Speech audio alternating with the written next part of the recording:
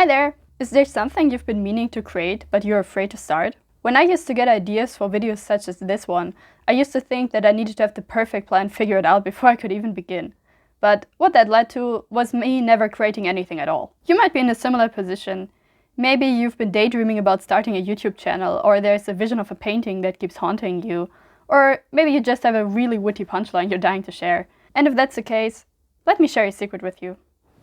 As soon as you get an idea, start realizing it. And by that I mean, start collecting the pieces of the puzzle you're trying to put together. I've been doing this recently by immediately jotting down ideas as they come.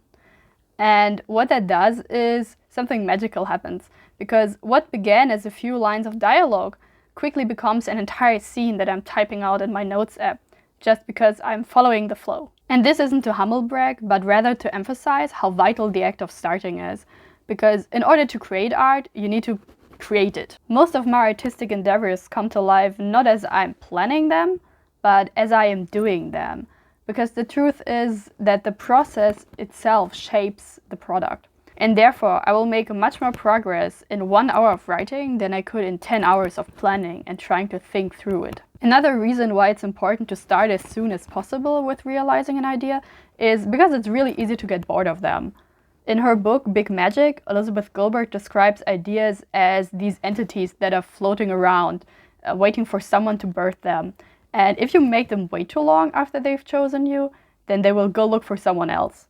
And regardless of whether you believe this to be true, it's a good metaphor. I have a bunch of stories and blog posts and YouTube videos that never saw the light of day because I let too much time elapse between having the idea and actually beginning to write it down. Because by the time I had started, the spark of energy and motivation that comes with a shiny new idea had flown away, and I had been left with an empty husk of something that didn't seem quite as special anymore. So to avoid dooming my ideas to this unfinished project graveyard, I try to let as little time as possible elapse between having an idea and starting with it. That doesn't mean that you can't take your time finishing projects, but that's an entirely different story. When we spend too much time planning something, we tend to look out for future problems. That's just human nature. But most of the time it's extremely unhelpful. For example, when you're booking a vacation, you don't normally look up how to get to your hotel from the airport before ever booking your flight. Spending all our energy on trying to figure out the details before we even have the rough shape of our project not only makes us more anxious and uncertain, because now there's even more stuff to figure out, but it's also a waste of time. You can spend 4 months plotting out the perfect romance novel, but if 3 pages into writing you realize that your leads don't have any chemistry at all, and your protagonist would much rather be with her female best friend, then the 4 months you spent plotting could have been used better. As I always stress, it's not as if any of these things, such as being detail-oriented or wanting to plan ahead, are bad in themselves, but they can be unhelpful when we use them to procrastinate what we should be doing, but are scared to do. I realized that when I spent too much time planning my projects as opposed to doing them, it was because deep down I was afraid.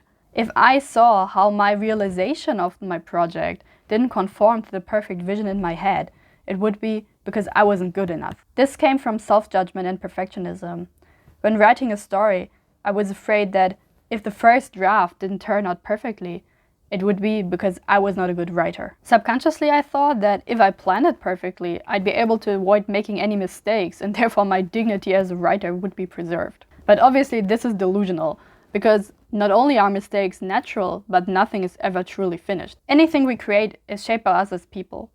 As we evolve, so do our creations and our perceptions of them. You could spend 10 years writing the perfect novel and never be finished, because as your skills as a writer grow, you find more things you want to change and you want to expand on. It's a never-ending cycle of creation, reacting to that creation, and recreation. So with this short video, I want to encourage you to take the idea that has been floating around in your mind and to just do it. Take the first real step. Make the first brush stroke or write the first sentence.